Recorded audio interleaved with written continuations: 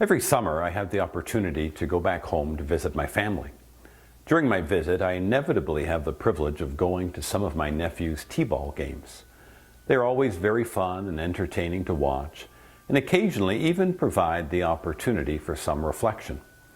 One observation that I find interesting is that the parents are typically far more competitive regarding the outcome of the game than their 5- and 6-year-old children.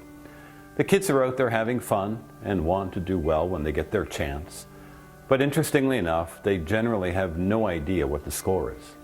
In fact, it always cracks me up when on the way home from the diamond, my 5-year-old nephew will very casually and innocently ask whether or not his team won the game.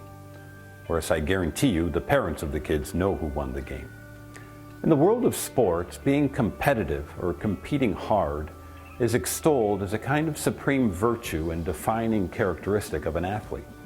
Being talented and skilled is great, but we really admire most the athlete who combines their talent with a winning attitude, who seemingly lays everything on the line for the victory.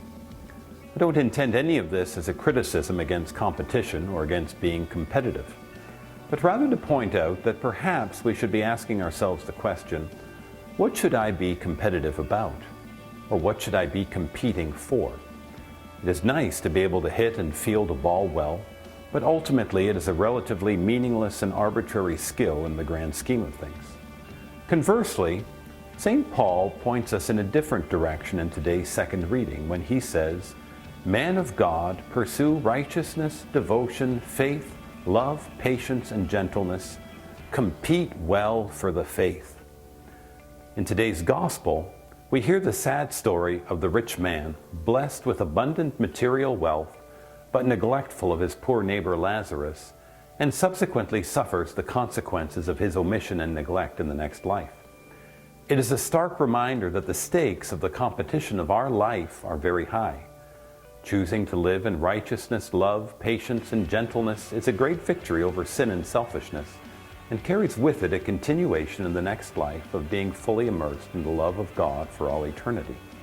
A partial acceptance of love effectively leads to purgatory, and a total rejection is a crushing defeat that announces that the individual would rather be permanently separated from the love of God.